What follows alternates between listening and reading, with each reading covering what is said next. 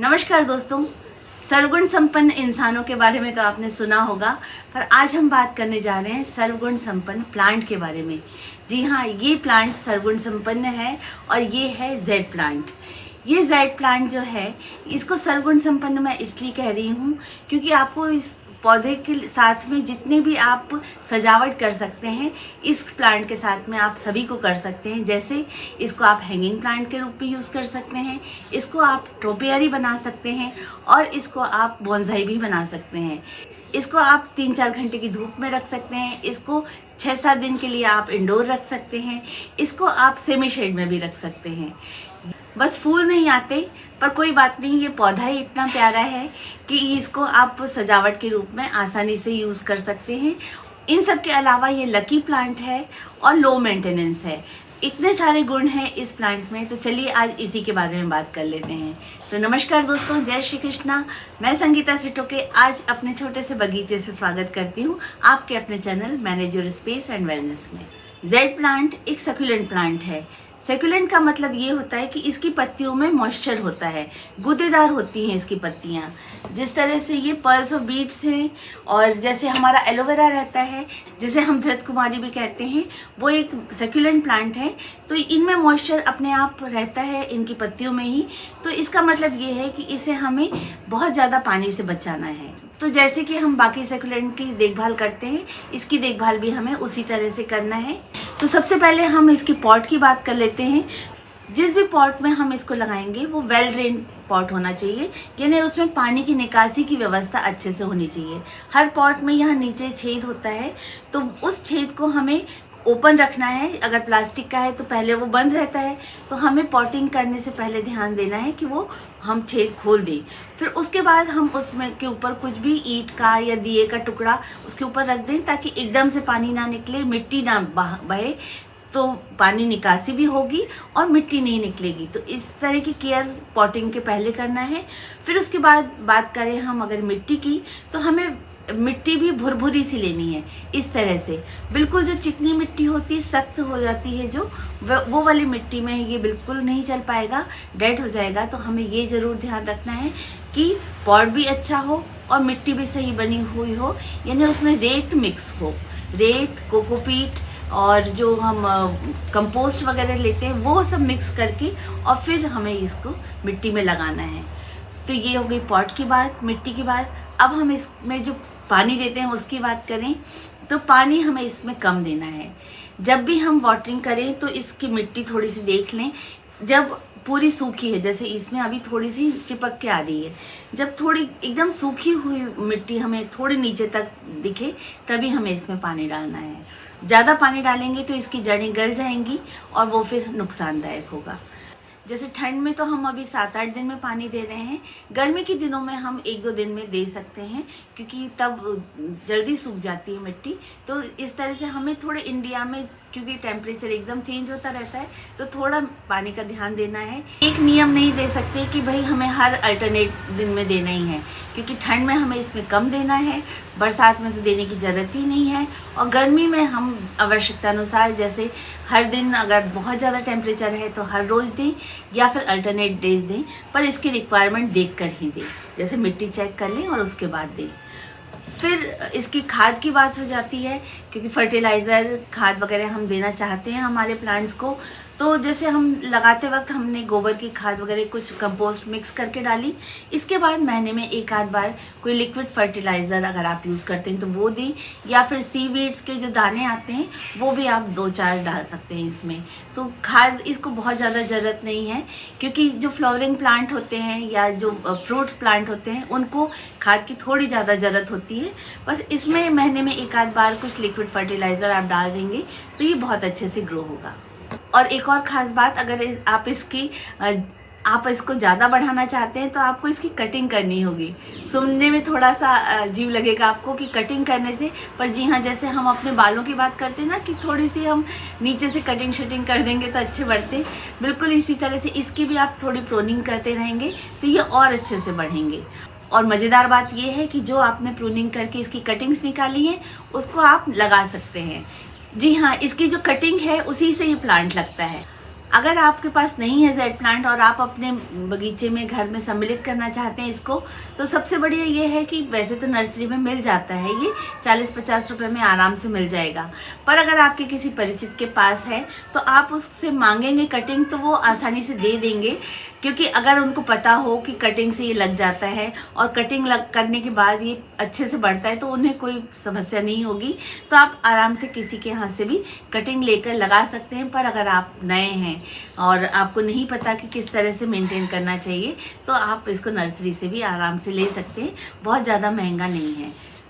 अब हमने जैसे शुरू में बात की थी कि ये सर्वगुण संपन्न है, कई तरह से इसको यूज़ किया जा सकता है। तो सबसे पहले तो ये इसी तरह से बहुत सुंदर लग रहा है, जैसा ये है वैसे ही आप किसी भी कोने में रखेंगे तो अच्छा ही लगेगा। इसके अलावा इसको आप हैंगिंग में भी यूज़ कर सकते हैं। जो हैंगिंग प्लांट होते हैं उसमें आप लगा दें तो इसकी ये जो डंडियाँ बढ़ती हैं तो वो हैंगिंग की तरह से इस तरह से सारी तरफ निकलेंगी तो वो बड़ी सुंदर लगती हैं।